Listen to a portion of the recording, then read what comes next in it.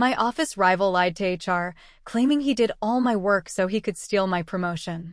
At the final review, the boss turned to me and asked, "Would you like to share your side?" Smiling, I pulled out a folder of time-stamped emails and said, "Actually, I'd love to." His face turned red as the boss stood up and said, "In that case, the promotion goes to her, and you're fired." I work in a mid-sized tech company based in Austin, Texas. Been here for over 8 years. I'm in back-end development. Nothing flashy, but I'm damn good at it. I'm the kind of person who comes in early, leaves late, never misses a deadline, and always double-checks my work. I don't run around trying to get attention. I just do my job, help my team, and keep things moving. Enter Mark. Mark got hired around 3 years ago. From day one, he was loud, overly friendly, always shaking hands and joking around with the higher-ups. He didn't know half of what he claimed he did, but he was smooth. Real smooth. You'd think he was the second coming of Steve Jobs the way he talked. At first, I didn't care. I figured it's not a popularity contest. But over time, I noticed something weird. Anytime we had a team meeting, Mark would speak up after I said something and rephrase my points as if they were his. If I mentioned a bug I fixed, he'd pipe up and say he caught it early and flagged it for the team. Stuff like that. Small things. But they piled up. Our manager, Greg, didn't notice. Or maybe he didn't care. He always nodded when Mark talked. They'd have lunch together, laugh in the hallway. Meanwhile, I kept my head down. Then our company announced that a new managerial role was opening up. My current manager was moving to another department, and someone from our team would be promoted. The announcement said they'd decide in 6 weeks, based on past performance, leadership, and a final review meeting. Everyone in our department knew it was between me and Mark.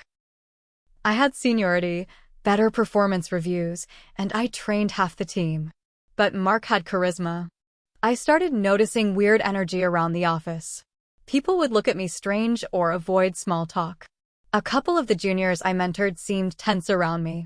One even asked me, "Hey, is it true you've been stepping back from projects?" I was like, "What are you talking about?" Turns out, Mark had been running his mouth. He told people I'd been missing deadlines, slacking off, and that he'd been picking up my work to keep things on track. I didn't know how deep it went until I got an email from HR. "We'd like to schedule a conversation regarding recent concerns raised about your performance." I sat in that meeting, completely thrown off. HR had a list of claims that I had been taking credit for teamwork, missing deliverables, and not contributing to sprint goals. I kept a straight face, but inside, I was boiling. I asked who raised these concerns. They said it was confidential. But I knew. Who else? After the meeting, I locked myself in my apartment and spent the weekend pulling everything. I had emails, messages, code commits, Jira tickets, everything. I organized it all into a clean timeline. For every week they accused me of being absent, I had proof showing I was leading the effort. I also found multiple times Mark claimed my work. One example? I built an internal tool that sped up testing. A week later, Mark presented it to Greg during a Friday wrap-up, saying he whipped something up to help the team. I had the GitHub logs. My name, my timestamps. He never touched it. Fast forward to the final review. This was the big one. Our VP of Engineering, a couple folks from HR, Greg, and the rest of the team were all in the room. Greg starts off with a glowing introduction about Mark. How he's stepped up lately and shown real initiative. Mark smiles like he's on a magazine cover. Then they turn to me. "Do you have anything you'd like to share before we make a decision?" I looked at them, smiled, and said, "Actually, I'd love to." I reached into my bag and pulled out a folder. Inside were printouts of my proof, time-stamped emails, code commits, internal messages, Jira tasks with comments. I had sticky notes on each one. I walked them through it. Slowly, calmly. "Here's a tool I made. This is the email I sent when I finished it. This is Mark claiming it a week later. Here's the feature he said he completed. That's me, 3 days earlier, pushing the code and writing the documentation. Here are messages from teammates asking me questions. Here's me helping them. Here's Mark sending a summary email 5 minutes later to the team saying he's glad we're all aligned. The room got quieter with each page. Greg shifted in his chair. Mark wasn't smiling anymore. I looked at our VP, then at HR. I'm not interested in drama, I said. But I've spent years at this company, and I won't let someone lie about me to steal a promotion. They asked Mark if he had anything to say. He stammered. Tried to blame miscommunication and collaboration blur. HR said they'd review the evidence. They asked us to leave the room while they talked. Now I'm just sitting here, waiting. They told me they'd call me back in soon. And when they do, I'll update. 10 minutes turned into 30. Then an hour. I sat in the hallway outside the glass meeting room, folder still in my lap. I could see blurred outlines through the frosted glass, someone standing, someone sitting down, hands waving in what looked like an argument. Mark came out first. His face was red, jaw tight. He didn't even look at me. Just walked past fast and disappeared down the stairs. HR didn't say anything. Nobody did. The hallway was quiet, like the air itself didn't want to move. Another 10 minutes passed before HR called me back in. The VP looked serious. Greg, for the first time since I met him, looked uncomfortable. That was new. We appreciate the information you've brought forward, the VP said, her tone careful. And we're taking it very seriously. In the meantime, we'll be putting a hold on the promotion decision until a formal review is completed. A hold? That hit me harder than I expected. I had just handed them every piece of proof. I thought it would be done right then. But now they wanted more time? May I ask why? I kept my voice steady. We need to verify the details from all parties, she replied. This is a serious matter. Yeah, no kidding. So, the review got dragged out. Weeks passed.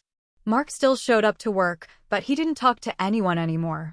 He kept his door shut and avoided eye contact.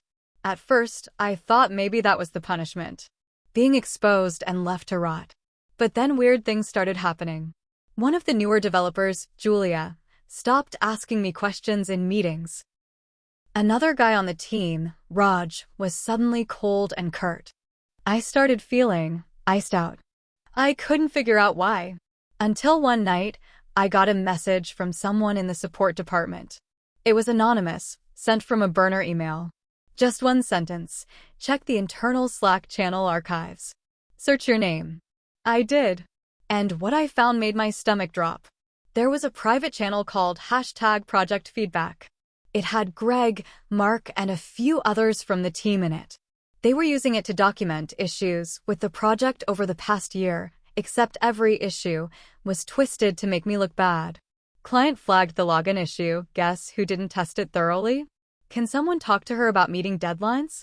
No point giving her leadership on this next phase. Mark already had to clean up her mess last time. None of that was true. But it was written down, repeatedly, like they were building a fake case for months. Mark had been preparing this ambush long before the promotion was announced. He was planting seeds. And Greg helped. Greg, my manager. The same guy I had trained under. The same guy I had defended when people said he played favorites. I didn't even feel angry at first. Just numb. This wasn't just about a promotion. This was a setup. So I got to work. Again. I pulled every interaction I'd had with Greg and Mark over the last year. Anytime I had to fix something they dumped on me. Anytime they forwarded a complaint to me but left their own errors out of the story. I dug into Slack exports, email chains, and task trackers. I found conversations where Greg gave Mark credit for things I did, things Greg knew I did. I built a new timeline. One that went back 14 months. Labeled every incident. Color-coded the messages. Cross-checked timestamps. I was quiet, methodical. And while I was working, something else happened. People started coming forward. Julia asked to talk privately one day after our daily check-in. She looked nervous, glancing around. She told me Mark had hinted I was difficult to manage and that upper leadership wasn't thrilled with my attitude. She thought she'd get dragged into something and distanced herself out of fear. A week later, Raj did the same. Said Mark had asked him to keep notes on what I said in meetings and forward anything concerning to him. They were building a whole narrative. Slowly, behind my back. I sent everything I had to HR again, along with the Slack screenshots and messages from teammates who agreed to speak up. I made it clear, this wasn't just about a stolen promotion anymore. This was about defamation, sabotage, targeted character attacks. That's when the legal team got involved. They scheduled another meeting, this time with legal, HR, and an outside investigator. They said it was a formal grievance hearing. I walked into that room and laid it all out again. No folder this time.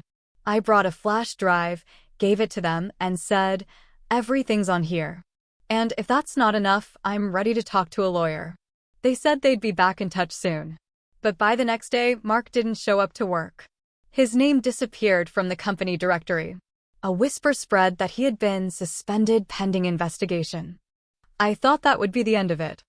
I figured they'd take care of Greg too. But I was wrong. Greg kept showing up. And now he was even more hostile. Started nitpicking every small task I did. Sent me back tickets with vague feedback. Left me out of key meetings. And then I got another HR notice. "Your behavior has been perceived as combative in recent weeks." Combative? They said I was disrupting team morale and making coworkers uncomfortable. When I asked for examples, they said it was based on feedback but wouldn't show me the details. I realized what was happening. Greg was trying to push me out. Quietly, without firing me, by making my job unbearable. Retaliation. So I stopped talking. I started documenting. Again, every interaction, every forwarded email, every passive-aggressive message. I made note of dates and times. I kept a folder on my desktop and a backup on my personal drive at home. This wasn't over. Not even close. And when they asked for another follow-up conversation, I smiled, because I already knew exactly what I was going to say. The follow-up conversation was scheduled for a Thursday at 2 p.m. HR again. But this time, it wasn't just the same HR rep. A second person was there, someone I didn't recognize. Older guy, suit and tie, quiet. He introduced himself as part of the corporate ethics and compliance department. That raised my eyebrows. They don't usually get involved unless something's gone very wrong. He didn't waste time. "We're conducting a secondary review of internal management practices," he said, glancing over his glasses. "You've been mentioned repeatedly in different reports. Some concerns have been raised, but there are also patterns that don't quite add up." I sat there, calm, still, letting him talk. Then he pulled out a printout and slid it across the table to me. It was a complaint, supposedly filed by me. It was dated 3 weeks prior. The writing didn't sound like me, but it had my name on it. It accused another coworker, not Mark or Greg, of harassment. The wording was vague, but serious enough to raise eyebrows. "I didn't write this," I said. He nodded. "That's what we thought." Turns out, someone had filed multiple complaints under my name over the last month. One to HR, one to IT security, one even to our company's anonymous ethics hotline. All fake. They had been used to flag me as problematic across different departments. Each time, the issue was made to look like I was stirring trouble, targeting others unfairly, or being overly sensitive. And here's where it got wild. The IT department had launched a quiet internal audit weeks ago, standard protocol whenever someone reports a security issue using the anonymous hotline. They traced the login data. Found out the complaints came from inside the office. Same IP. Same device. Guess whose device? Greg's. He was using my name in fake reports to build a case to push me out. And he had the nerve to do it from his own computer, probably thinking no one would bother to check. The compliance guy leaned back and crossed his arms. "We're now looking at falsification of HR records, retaliation against a staff member, and breach of internal trust. There may be legal consequences. You'll be kept in the loop." I didn't say anything for a second. I just looked at the paper again, then looked back up. "So what happens now?" He said, "Now we see how deep this goes." Over the next 2 weeks, everything moved fast. Greg got placed on administrative leave. HR sent out a message calling it a temporary reassignment due to ongoing personnel evaluations. But everyone knew what it meant. Mark officially resigned, though we all knew he didn't have a choice. Rumor was he tried to negotiate a quiet exit to avoid having misconduct in his HR file. No dice. He was gone. But then something else came up. One of the finance analysts, Jen, came to me out of the blue in the parking lot. Said she needed to tell me something. I thought she was just going to say she was sorry for not backing me up earlier. Instead, she told me that last quarter, Greg signed off on a project budget that was flagged by internal auditors, but it was pushed through anyway. The person who flagged it? Me. I'd sent an email asking about it back then, but Greg had told me to leave it alone. Jen said he reclassified part of the budget as operational tech refresh to avoid drawing attention. I had no idea that my old email had played a part in something like that. She didn't say it outright, but it was clear she thought Greg started targeting me seriously after that. It wasn't just about Mark and the promotion, it was about control. I had seen something I wasn't supposed to. Now the ethics team was digging into that too. I got a call one morning at 7:30 a.m. from compliance. They said they'd uncovered a trail of messages between Greg and Mark dating back to before the promotion was announced. One of the earliest threads had a subject line, strategy for moving her out. I felt sick. It was all premeditated. The emails showed them plotting everything, how to shift team sentiment, how to frame my work as weak, how to rewrite team narratives in meetings. Mark even offered to use a friend in HR to float concerns under the radar. I don't know if he ever did, but it was all there. When I walked into work that day, people were staring. Not in a bad way, more like they finally saw the full picture. And then, out of nowhere, I got an internal message from the VP of Engineering.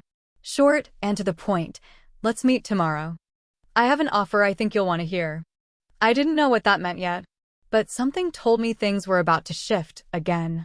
And this time, I'd have the floor. I didn't sleep the night before the meeting. I kept thinking about everything, every long hour I put in, every time I kept quiet while someone else took credit, every moment I trusted Greg to have my back. I kept asking myself how I missed it all, how I didn't fight back sooner. The next morning, I walked into the VP's office. She stood when I came in. That surprised me. I want to apologize, she said right away. We should have seen this earlier. We failed you. I didn't say anything. I just sat down. She handed me a letter. It was an official offer. Promotion to senior manager. Higher than the role Mark tried to take. Bigger salary. Full team leadership. Full control of the projects I used to work under Greg for.